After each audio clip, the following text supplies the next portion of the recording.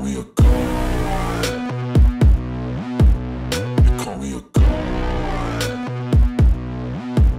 They call me a god. They call me a god. Let's go. नवी मुंबईच्या खारघरमधील बेलपाडा आदिवासी वाडी येथे क्रिकेटच्या बॅटनं चेहऱ्यावर आणि पाठीवर प्रहार करून जयेश वाघे या तरुणाची हत्या केल्याची घटना घडली होती। या प्रकरणी आरोपी मन्नू दिनेश शर्मा याच्या विरोधात खारघर पोलीस ठाण्यात गुन्हा दाखल करण्यात आला होता। मृत जयेश हा पनवेल महानगरपालिका येथे सफाई कामगार होता। दरम्यान 23 जानेवारीला रात्रीच्या सुमारास खारघर बेलपाडा येथील क्रिकेट मैदानाच्या बाजूच्या रस्त्यावर जयेश आणि त्याचे मित्र चिकन बनवत होते। जयेश पार्टीला तर आला, मात्र नेहमीप्रमाणेच यावेळीही त्याने कोणतीच वर्गणी दिली नाही।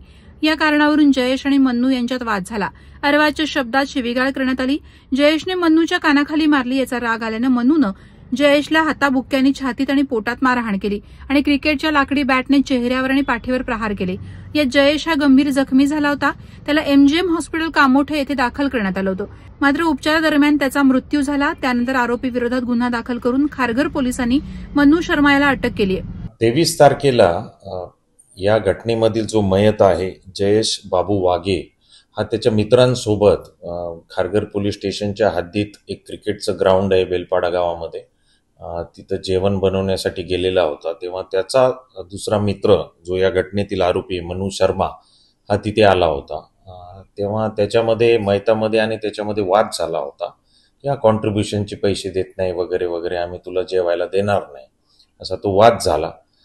त्यावेळी त्याचा राग येऊन मन्नू शर्माने त्याच्याकडच्या बांबूने हाताबुक्क्याने त्याला मारलंय मयताला, आणि मयत जखमी झाल्यानंतर त्याला हॉस्पिटलला ॲडमिट करण्यात आलं होतं। त्याचा 27 तारखेला मृत्यू झाला या घटनेमध्ये। तेव्हा मग खारघर पोलीस स्टेशनला आपण खुनाचा गुन्हा दाखल केला। या गुन्ह्याच्या तपासामध्ये आरोपी मन्नू शर्माला आपण अटक केलेली आहे आणि माननीय न्यायालयाने त्याला 31 तारखेपर्यंतची पोलीस कोठडी रिमांड सुनावलेली आहे। या गुन्ह्याचा तपास महिला पोलीस निरीक्षक शीतल पाटील या करत आहेत। वादळवारा लाईव्हसाठी न्यूज ब्युरो, नवी मुंबई। नवी मुंबई व रायगड जिल्ह्यातील ताज्या बातम्या आणि घडामोडींसाठी सबस्क्राईब करा वादळवारा लाईव्ह चॅनल आणि दाबा बेल आयकॉन।